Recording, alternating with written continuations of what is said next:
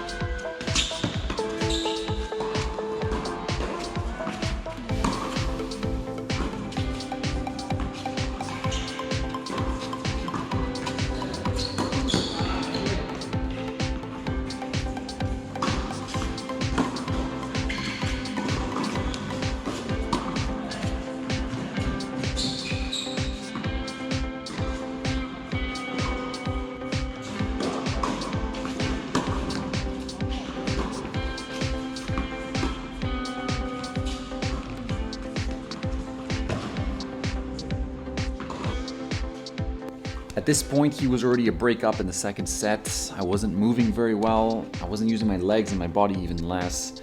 I was just trying to stay in the point, not even thinking of placing it anywhere. I was caught in a downward spiral, being a breakdown, missing shots, so being more tentative with my strokes, trying to be safer. which just made it so my balls didn't have much pace or angle or much of anything really.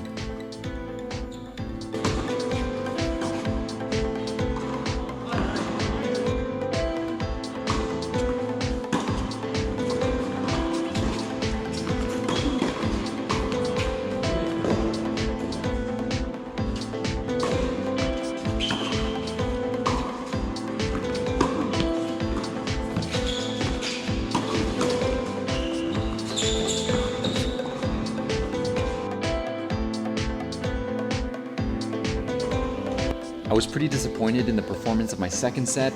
I was determined to regain some of that aggression I had in the first set, stop being as tentative as I was being, and just go for the shots that I wanted to go for. Unfortunately, my GoPro ran out of battery early into the third set, though my wife was able to capture the match point at the end.